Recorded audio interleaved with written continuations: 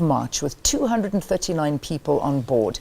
They are also adding ships and aircraft to the operation, including 2 Malaysian Air Force C-130 Hercules planes. For the first time since satellite data showed the plane was likely lost in the southern Indian Ocean. Well, joining us now to unpack this mammoth task of searching for this plane, we are joined in studio by Chris Skinner, Saab Grintech Defence, from Saab Grintech Defence. Thank you so much. Good to have you here on the program. Good morning. Nice to be here. Yeah, I mean, something like this it shocks everybody. But I imagine you being sort of knowing the airline industry a lot more, does it come to you as shock as well that a plane can simply disappear? Absolutely, absolutely. This is not something you expect, and obviously it doesn't happen every day. But this is a very unique circumstance. And well, let's just hope for the families and relatives that they manage to find the site of the accident, retrieve the equipment that could shed some light onto what actually happened here. Yeah. And let's hope that they can do that. Well, as we say, we've entered into the 4th week now where this everybody is desperately searching for any form of evidence, because at this point there's still absolutely nothing that's been found. Every time their debris is spotted on a satellite, they can't get close to it, whether it seems to deter them, and then if they do, they find out that it's actually got nothing to do with the flight. The longer it goes on for, I imagine the unlikelihood of finding anything is becoming slimmer and slimmer. Very much so. The black box, which everybody's looking for, transmits a signal for 30 days, minimum of 30 days. It could go on a lot longer, maybe a week or two longer than that. The specification for the build of this equipment is the 30 days. Now, if this accident had happened over land, they would have more than likely found the crash site by now. Underwater, though, the signal that this box sends out, the ping that people call it, it's a sonar ping. It takes a lot more energy to send a signal underwater. Therefore, the life of the battery is limited.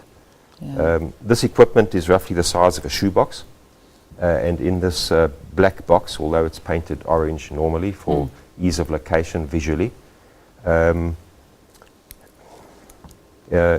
underwater, well, let's hope that they can find it. Well, and if they don't find it, we'll never really have answers. No, we won't. They need to find, firstly, where the aircraft crashed, hopefully by locating debris, as you said. Then narrow that down, try and locate, follow. It's been many days now. They've got to look at the wind and the currents on the sea, try and go back to where the aircraft may have hit the water and gone under in that region. Then they will search for the signal from the black box. And only once they find that will they start looking underwater, some kind of imaging equipment, maybe send some submersibles down. If they find the crash site, then they still have to locate the black box. The debris would be spread over quite a wide area, sinking to that depth underwater. For example, the Air France aircraft that crashed in the Atlantic a couple of years back, they knew pretty closely where it went into the water. They found debris within a couple of days.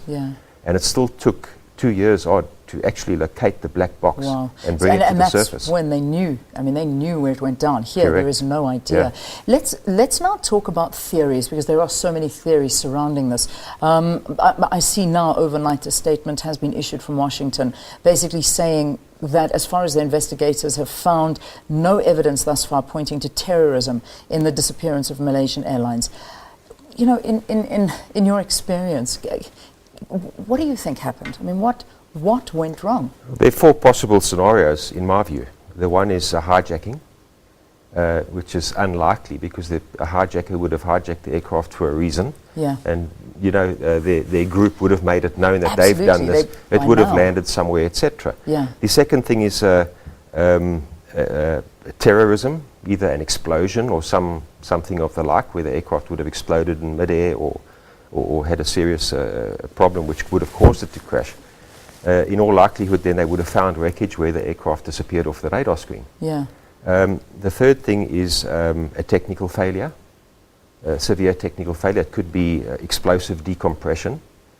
And the last one, obviously, is, one has read about this in the papers, that it could be related to aircrew. For some or other reason, doing something like that and Yeah, flying foul off course. play in And some way.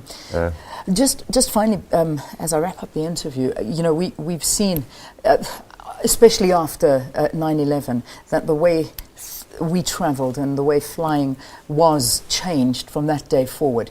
Are things going to change from this incident in the way aircrafts are built now, and especially when it comes to surveillance? Absolutely, absolutely. And this is how we grow in the aircraft and aviation industry.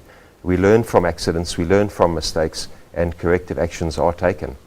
I believe that in future aircraft will be transmitting their position continuously. Yeah. The new generation of air traffic control is through a system called ADS-B, where aircraft will transmit their position, not only their altitude, to ground stations, the controllers, etc. In future, though, they will need to do this when flying over vast expanses of sea, and then they should transmit their position to satellites, and so they can be tracked if they should disappear like this. All right, let's leave it there. It's frightening to know something like this can happen. Chris Skinner, Saab Technologies Vice President, thank you very, very much for joining us here on the program. All right, let's